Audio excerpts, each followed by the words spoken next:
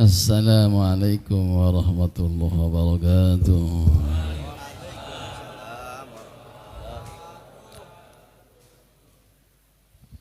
Bismillah, alhamdulillah, wassalatu wassalamu ala rasulillah wa ala alihi wa sahbihi wa man tabi'ah wa nasarha wa la hawla wa la quwwata illa billah. Amma ba'du, fa subhanaka la ilma lana illa ma 'allamtana innaka antal alimul hakim. Rabbi shrah li sadri wa yassir li amri wa hlul 'uqdatam min lisani yafqahu qawli. Para guru yang sama-sama kita muliakan, pejabat pemerintah, bil khusus Bapak Kepala Desa Ciantra yang sama-sama kita muliakan, para habaib, ya, para asatid, para ketua DKM dan seluruh jamaah yang hadir, bil khusus Ketua DKM Masjid Jami'al Ikhlas beserta keluarga besar. Singkat saja, sepertinya malam ini malam terakhir bagi kita.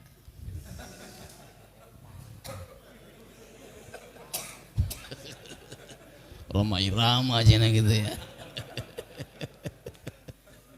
Maksudnya kita ngaji nih ya, karena Rebo yang akan datang persis Rebo terakhir bulan Sa'ban itu acara penutupan, hanya dimajuin jadi minggu malam Senin, nah gitu kan. Gak apa-apa ya, sepakat ya, karena kita butuh kiai. Nah kiainya dari Jepara, kebetulan hari Ahad ada di Bandung isi acara pagi, nah pulang ke Nurul Iman. Kalau acara malam Rebo kasihan ya, dari Bandung pulang ke Jepara sehari balik lagi ya kan. Dah kita sami'na wa ta'na, doakan semoga beliau panjang umur sehat dan pada waktunya bisa hadir memberikan nasihat buat kita, terutama dalam rangka pembekalan menjelang datang bulan suci Ramadan. Nah, ini menarik tadi apa yang disampaikan oleh guru kita ya, tentang sholat sunat taraweh ya, ada yang 20 rakaat, ada yang 8 rakaat. Cikarang itu 100% itu 20 rakaat. Hanya baru-baru ini karena banyak aliran-aliran baru, ada yang 8 rakaat. Bahkan sekarang yang patut diwaspadai ini aliran terkini, bukan 8 rakaat, hanya 2 rakaat. Ini enak banget ya, ya. Taraweh setahun sekali, Ramadan doang, hanya 2 rakaat. Ini aliran baru, harus diwaspadai nih. Di Cikarang ada, ya kan?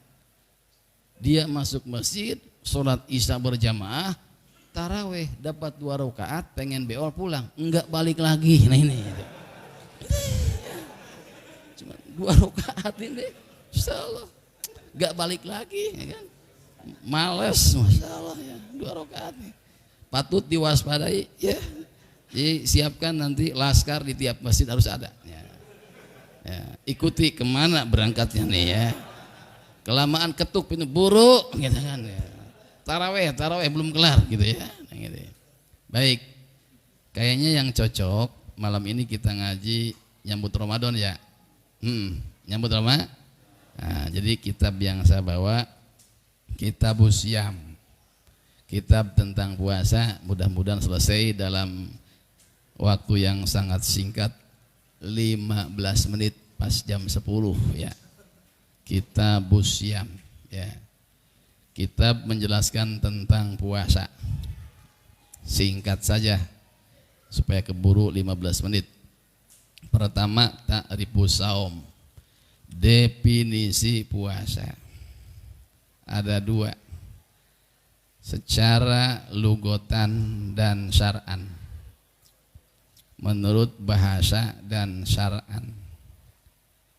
Lugotan mutlakul imsak, setiap kita menahan diri itu namanya puasa. Malam ini sepertinya yang ngaji ngantuk. wajar.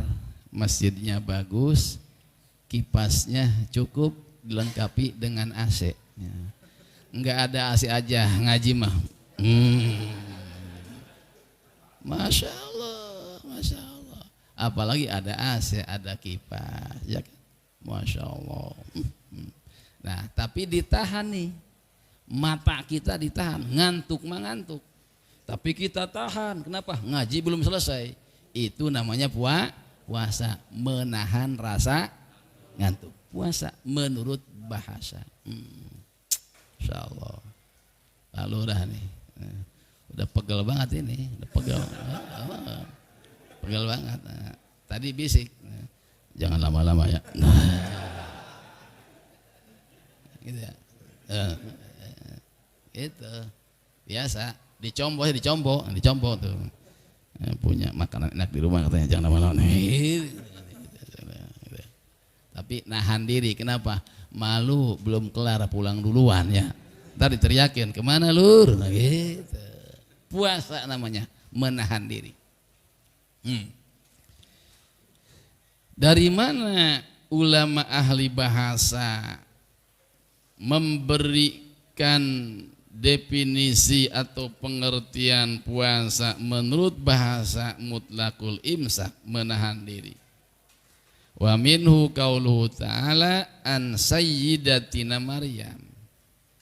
Nah, diambil dari firman Allah dalam Al-Quran surah Maryam ayat 26, menceritakan tentang nazarnya Siti Maryam. Inni nazartu lirrahmani sauma falan ukallimal yauma insiya. Siti Maryam najar, sungguh saya bernajar kepada Allah untuk berpuasa. Puasa dalam nazar Sayyidatina Siti Maryam ini bukan tidak makan, bukan tidak minum. Ya. Falan ukalimal yawma insiya, saya tidak akan berbicara dengan bangsa manusia. Ini Siti Maryam najar kepada Allah untuk berpuasa. Puasa yang dimaksud dalam najarnya Siti Maryam bukan tidak makan, bukan tidak minum, tapi tidak mau berbicara dengan bangsa manusia. Jadi menahan lisan untuk berbicara menurut bahasa itu pun namanya puasa. Nah, al-lughah la tusbitul ahkam. Yang akan kita pelajari malam ini bukan makna puasa menurut bahasa, tetapi puasa menurut syar'an. Apa itu syar'an? Syar'an itu kalau santri bilang disebut kalimat majazi min itlaqil masdar wa iradatis mil fa'il. Kalimatnya masdar, yang dimaksud isim fa'il. Syara'a yasra'u syar'an.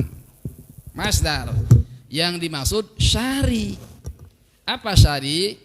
Pasyari hakikatan huwa Allah, majajan huwa Rasul. Secara hakiki syari itu adalah Allah, majaji Rasulullah. Jadi kalau kita ngomong pengertian puasa menurut syara, maksudnya menurut hukum Allah dan Rasulullah sallallahu alaihi wasallam. Apa makna puasa menurut syara'an? Al-imsaku an jami'il mufattirati min tulu'il fajri ila ghurubis syams biniyatin mahsusatin. Menahan diri dari segala sesuatu yang dapat membatalkan puasa, mulai dari terbit fajar hingga matahari terbenam dengan niat yang ditentukan. Itu namanya puasa.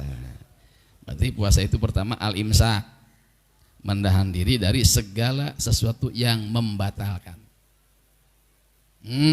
Makan, minum, merokok, dan hubungan suami istri di siang hari.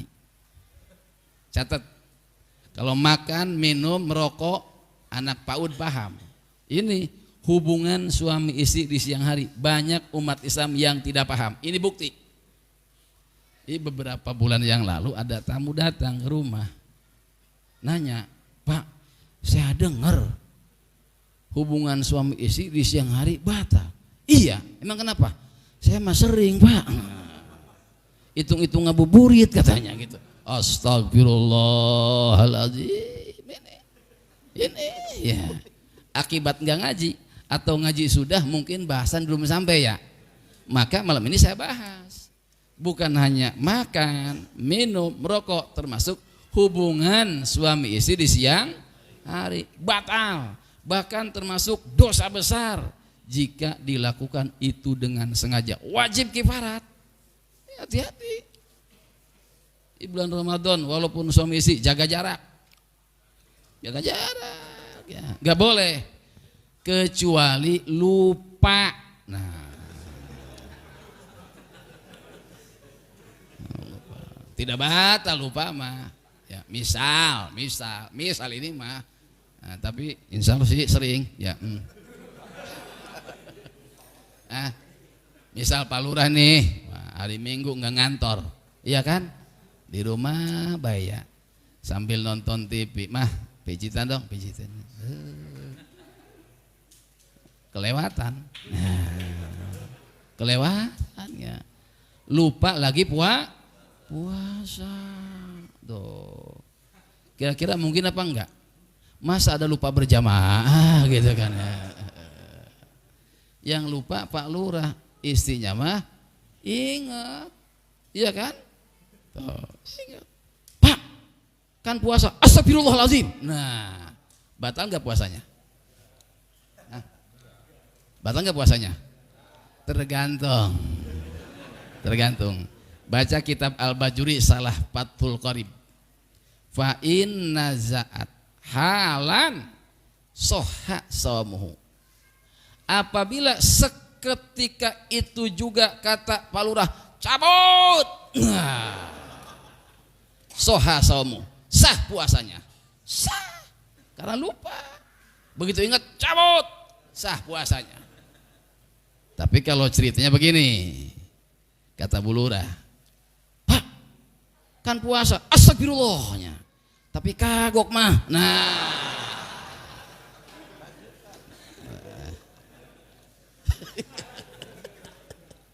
ini kayaknya kagok ini mana ya, batal puasanya.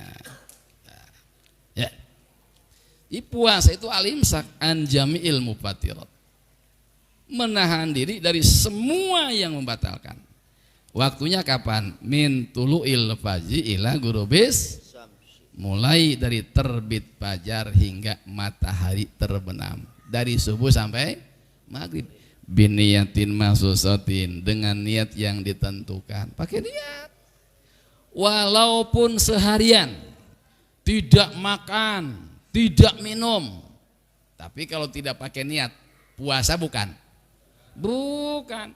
Banyak orang yang mau dioperasi, disuruh oleh dokter, jangan makan dulu ya, 2 hari mah, nanti mau dioperasi tanggal sekian, ya kan? Puasa bukan? Bukan. Kalau enggak ada niat, harus pakai niat. Ramadan puasa wajib, niatnya pun ditentukan, harus waktu malam, tidak boleh di siang hari. Nawaitu sauma godin an adai pardi sahri Ramadan donadoni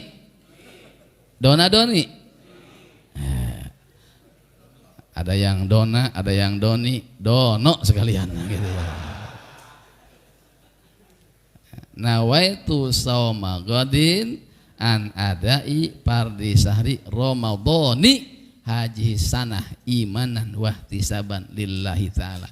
Kalau dibaca sorobnya, nahunya kelamaan, banyak Ramadhani gitu aja ada ya.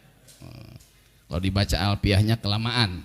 Wajurabil fathatima layan sorib malam yudob awyakuba da'al rodib. Alfiah dah jangan dibahas kelamaan, pokoknya Ramadhani haji sanah imanan wahtisabat lillah. Itu. Terus dari mana latar belakang diwajibkan ibadah puasa? Biar puasanya khusyuk dan sempurna. Kita buka hikayat puasa. Begini. 5 menit lagi, mudah-mudahan cukup. Dahulu ketika Allah menciptakan manusia, manusia dianugerahi oleh Allah 2. 1 akal, 2 nafsu. Akal dan nafsu. Inilah yang membedakan antara manusia dengan malaikat. Inilah yang membedakan antara manusia dengan binatang. Malaikat hanya diberi akal tanpa nafsu, maka malaikat pinter-pinter, malaikat cerdas-cerdas, malaikat patuh-patuh. Tidak ada yang bermaksiat kepada Allah. Kenapa? Tidak mempunyai nafsu, hanya diberi akal. Itu malaikat.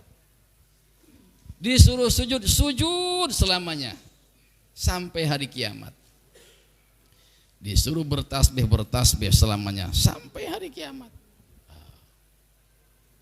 Kemudian binatang hanya diberi nafsu, tidak diberi akal. Karena binatang hanya diberi nafsu, tidak diberi akal, maka binatang tidak diwajibkan sholat, tidak diwajibkan ibadah. Kebo wajib sholat tidak? Tidak, ya, tidak wajib sholat. Ya, orang yang tidak sholat sama dengan bapak punya istri, istri bapak tidak sholat, berarti bapak punya istri. Tiap malam Jumat bapak naik istri, istri bapak tidak sholat, berarti bapak naik. Bukan kata saya, gitu kan? Ini, ya, wajar. Nah, inilah kemuliaan manusia, diberi akal dan nafsu. Maka ketika manusia mampu mengendalikan hawa nafsu, derajatnya bisa lebih tinggi dari malaikat. Ibadah seumur-umur wajar, hanya akal tanpa nafsu. Tapi manusia punya nafsu, ibadah seumur-umur. Hebat apa tidak? Bisa melebihi derajatnya malaikat.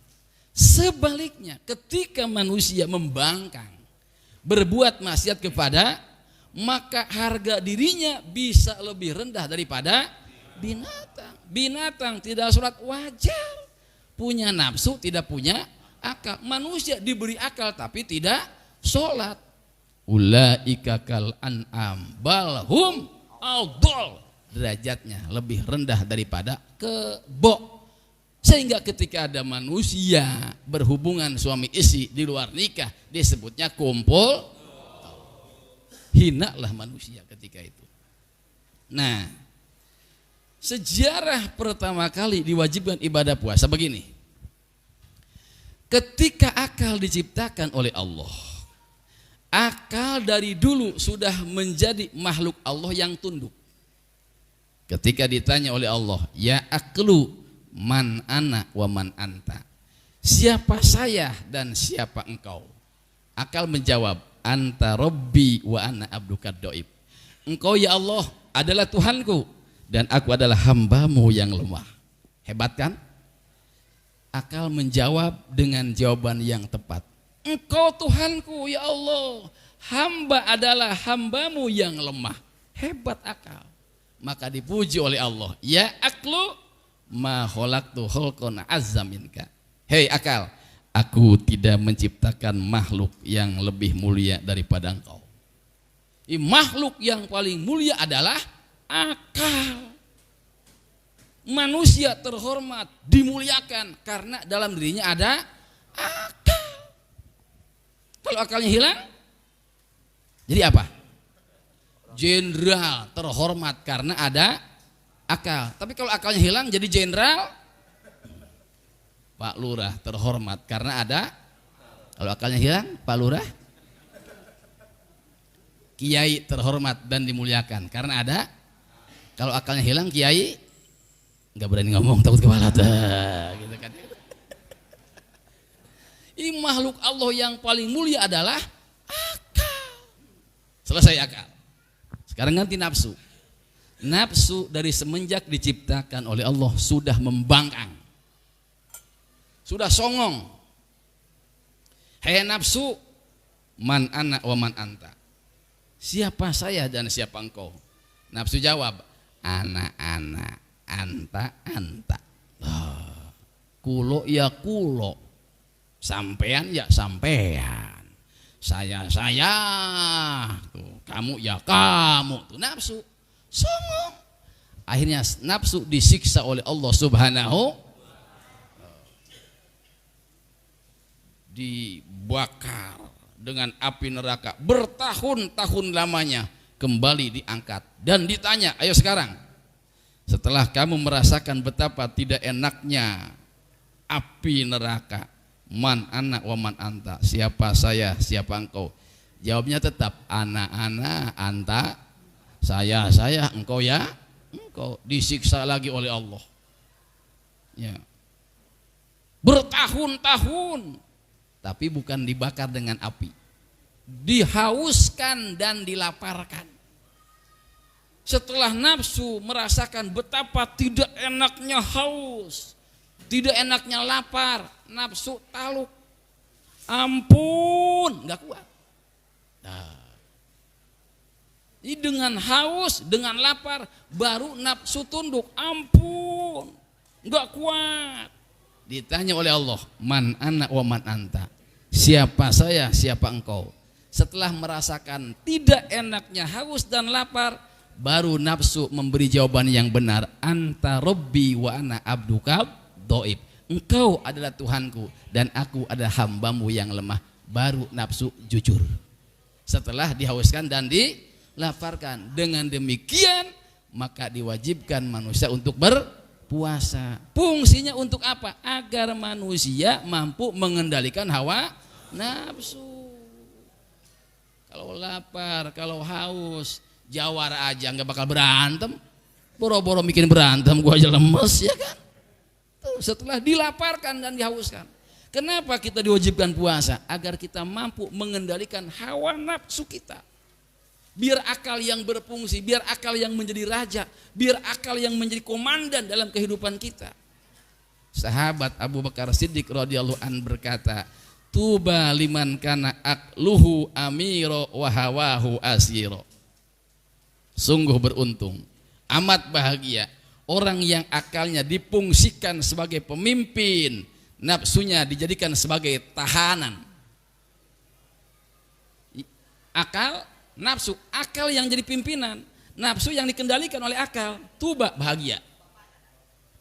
Tapi sebaliknya, wa wailun liman kana hawahu amiro wa akluhu asiro. Kecelakaan, amat celaka bagi orang yang hawa nafsunya dijadikan pemimpin, sementara akalnya dijadikan tahanan. Di akal dikendalikan oleh hawa nafsu, alamat celaka. Nauzubillahi min. Kesimpulan, kita diwajibkan puasa oleh Allah supaya kita bisa merasakan tidak enaknya haus, merasakan betapa tidak enaknya lapar. Ketika haus, ketika lapar, maka insya Allah manusia akan mampu mengendalikan hawa nafsunya. Contohnya masih banyak ya. Oke lah malam Senin ditambahnya. Nggak jam 10 tugas noelan wae itu. Jiwa tahunnya enggak sih gitu kan. Lewat 5 menitnya pelanggaran ya gitu. Terus kesimpulannya gitu, mari kita berpuasa. Mudah-mudahan semua panjang umur, sehat walafiat. Pada waktunya kita mampu menjalankan ibadah puasa dengan baik dan benar dalam rangka melaksanakan ibadah kepada Allah dan untuk menggapai tujuan kita, yakni ridho Allah Subhanahu wa ta'ala. Terima kasih, mohon maaf. Assalamualaikum warahmatullahi wabarakatuh.